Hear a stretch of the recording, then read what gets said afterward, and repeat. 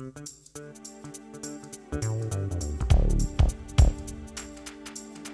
there everyone, and welcome to FiST Chat, the vodcast that features discussions on the topics of film, science and technology. My name is Ben Warner, and I'm joined once again by my good friend and colleague Steve Kern. How you doing there, Steve? Hi everyone, I'm doing fine. Looking forward to another FiST Chat. Absolutely. So don't forget our website, www.fistchat.com. You can get all our social media, Facebook and Twitter links there. You can watch us on YouTube, get our MP3s. Basically, we've got all of our everything covered on that website in any form that you want to listen to us in.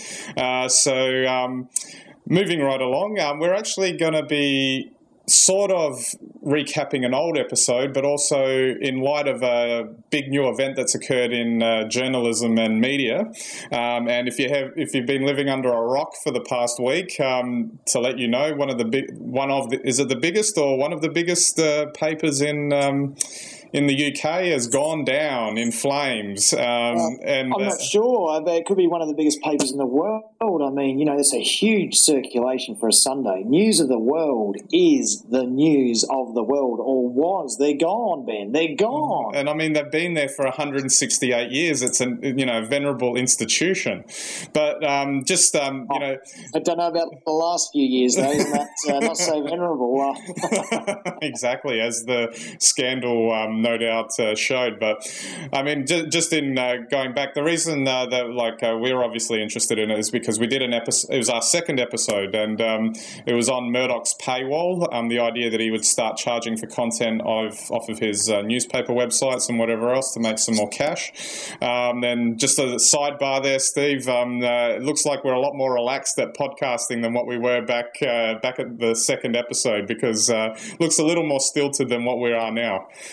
Well, I think we're a little bit more relaxed now. We've got better technology, better topics, and we've got a huge FiST Chat audience out there. I think it's over 1,000 downloads a week. That's absolutely sensational. I know. Absolutely. Follow everyone out there. Absolutely. And make sure that you interact with us as well, because we want to hear from you. We've got plenty of places that you can do that, whether it be Facebook, email, Twitter, you name it. We want to hear from you. So news of the world. Now, in recapping, we last spoke about the paywall, and it was that topic was more about, would we pay for something that we've been getting for free for such a long time, whether we're being conditioned as part of the internet to get things for free. But I guess the thing that really brings this sort of thing into focus is that the news of the world was one of it was probably the big one that went under the paywall first for Murdoch. He had one, or I think it was the Times, and that might have gone first, but they were smaller. And now it's basically, after, what was it, Sunday? Bang, down it came, and I think we were chatting briefly before this episode started. Is it still there? I actually read an article that said along the same lines. Did it just disappear, or is there some other domain name, that it reroutes to so that you can still get all the content? What do you think happened? Well, let's recap what has happened there at News of the World. Because it's a tabloid press, so its circulation is huge, and it probably is it may well be the largest circulating Sunday newspaper in the world, and it's tabloid. It's well, at times it's sleazy, at times it does a great public service by blowing the lid off, some big scandals, everything from MPs and rent boys right through to Pakistani cricketers throwing games. You name it. But some of it's been pretty sleazy. However, in that titillation and the whole celebrity fascination, they've turned up many, many stories that really, how could they know? And they've done it through phone hacking, which we might talk a little bit about in a minute, but they've done it in such a way that they've made so many enemies, but at the same time grown such a huge readership, thirsty and hungry for all the dirty details. Where does that go? And where does a newspaper go? What will happen to its readership? I don't know, Ben. It's fascinating, really. I mean, the idea that it could just be chopped off like that. I mean, if it was like the old school thing where, the print run just stopped, people don't read it anymore. But on the internet, it could be there forever anyway, as an archive or whatever. And, there's conjecture about whether, Murdoch's done it as some sort of, it's like a, sort of a cynical close down where he'll just register another domain name and start the whole thing up again under another name, which he's perfectly, capable of doing. But it's had so much implications as well, where, there's also this, it's so tarnished that he's, the man himself's had to fly in to fix everything up. And, it's interfering with business deals and whatever else. I think he was going for some network or something in the UK, yes, and now they're shutting him down. Like, they're looking at ways to make sure he that deal doesn't go through. Well, Murdoch's a wily old fox, and the government, I think Nick Clegg, who's the Liberal Democrat partnership over there in the coalition with the Conservatives, has sought to side with Labor to close down the B Sky B deal, which would be shocking for Murdoch, especially at this last stage. But he's a wily old fox. He's faced this before. He'll pull the right levers. I'm confident that if he doesn't get the deal, he'll still get something out of this. But your question as to where does this go? My question would be is, we're seeing the real convergence of media here. The paywall, the old style tabloid newspapers, which is really what, for better or for worse, most of the news on the internet is tabloid. Even the serious sites today really have what you would only call tabloid features encroaching in their news sites, because they're really the stories that interest people. Whether or not they're newsworthy is another question.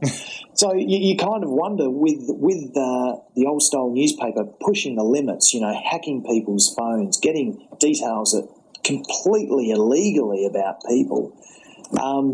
Is this a new watermark, like you say, Ben? What if there'd never been a physical newspaper and this was just a website? Would they be closed down?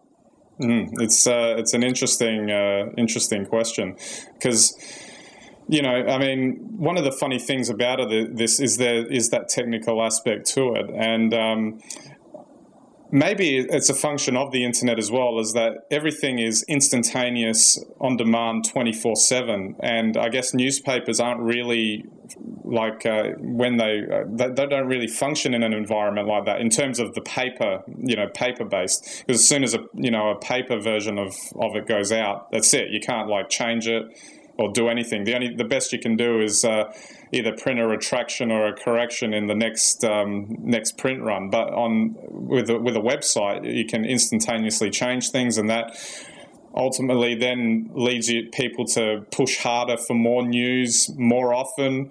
And maybe this is where it sort of snowballs to the fact that you end up getting these guys who, in this case, were running around, hacking, murdered people's phones to get the latest story, which is really just disgusting, really.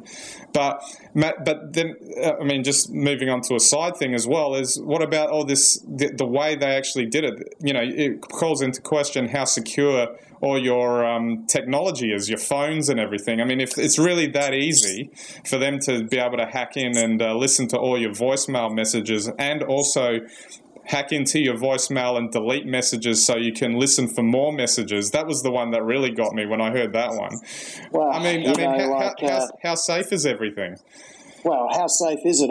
For a long time now, there have been the urban myths that every time you mention bomb in an email or on Skype, the CIA gets a little bit of an alarm bell, and they're now just started to follow FiST chat, actually, in this episode. So there you go. I don't know. I think that the fact that all of the information that passes through your phone, every text is actually stored on servers. They take no space. There have been numerous cases in Australia over the last 3 or 4 years where the police have been able to access these records. Now, when big money is involved, you don't want to question the integrity of these people who control and protect these systems, and this may even go a little way back to the cloud. It's no different. If your information is not held by you, it may be very safe wherever else it is, but if people really want to find it and have a look in it, I think this is a big question, because I don't think the cloud would be any safer than your phone, would it? Yeah. And that's the world that we're entering into. Everyone's being encouraged to put all their data online. One thing that it's easier for the government to look at it that way, Ben. Oh, it's perfect security, isn't it? Best way to protect yourself. But there was a podcast that I listened to. It's called Mac Break Weekly, and they talk about Mac stuff. But one of the guys on there said, in the best way that I could imagine, he basically said, there's on the internet and there's not on the internet. If you don't want stuff, if you don't want stuff seen by anybody else, don't put it on the internet. And he said that includes the cloud, because as an incident like this shows, if someone really wants to get it, they'll find a way to get it. And all it takes also is if you lose your phone. It's from what I've heard, like your iPhone, for example, stores everything that you ever send, even if you delete it. It has ways of, storing your email addresses and all of that. I don't know if you might not have noticed this, but I found that sometimes if I type in an email address or something that I thought I'd deleted, it suddenly appears in the history. So you gotta wonder about this sort of stuff. Well, I think I'll stick with my 20th century Nokia, maybe. Or maybe just a dial-up landline or something. But the other point you raised, which is really interesting, Ben, is, with the newspapers, it gets printed, most people will end up in the rubbish and it's gone. Obviously there'll still be some left, but where do the stories that were behind the paywall on the internet go? Have people accessed them? Have they archived them? Just because they delete the site, like you say, those stories will still be out there. Will there still be a record of News of the World? And who owns that now?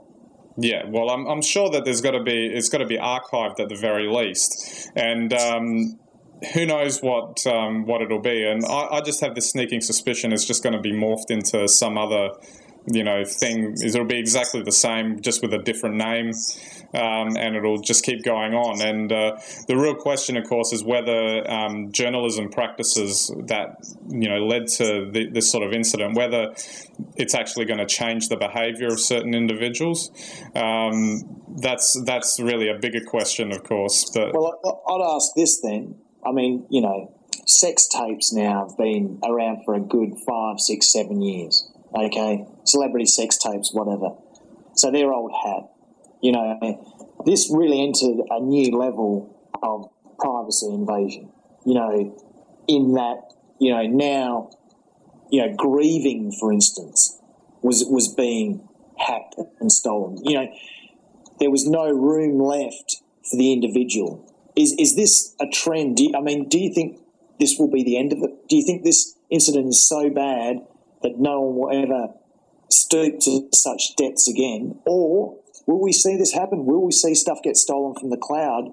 Will it get to the point where no one will care about what you're doing in your private life because just anyone can see what you're up to? Well, that's a whole other point as well, isn't it? But I guess we'll have to wait and see how that all goes, because it's always hard to tell with these things whether humans have the capacity of forgetting past mistakes and reliving them, but on occasion as well, they are able to move forward beyond this sort of stuff. So it depends on, I guess, how it goes. But just one final point to finish up on. For Murdoch himself, since we already discussed about his paywall, it's got to affect his paywall. This is a reputation thing that he's got a problem with, and if he wants people to pay on his websites, it's got to affect it. Well, my only comment on that would be that the sort of stuff that people would want to pay for, News of the World was getting illegally. Good old-fashioned reporting just ain't interesting enough for people in the internet era. And I think really, it's a sad reflection on society as much as those people at News of the World who are behind, or perpetrated these thought crimes, I think. Yeah. Okay, well, we're out of time, so thanks again, Steve, for the chat. It was quite interesting, and I'm sure we can revisit this sort of stuff again in the future, because I'm sure there'll be something else that'll happen or some new innovation. Absolutely. If anyone out there doesn't trust the cloud or thinks somebody's listening in and hacking their phone, feel free to tell us on Twitter before we put it to you. Absolutely. Okay, so that's another episode for us this week. We'll be back again next week, so until then, have a good week.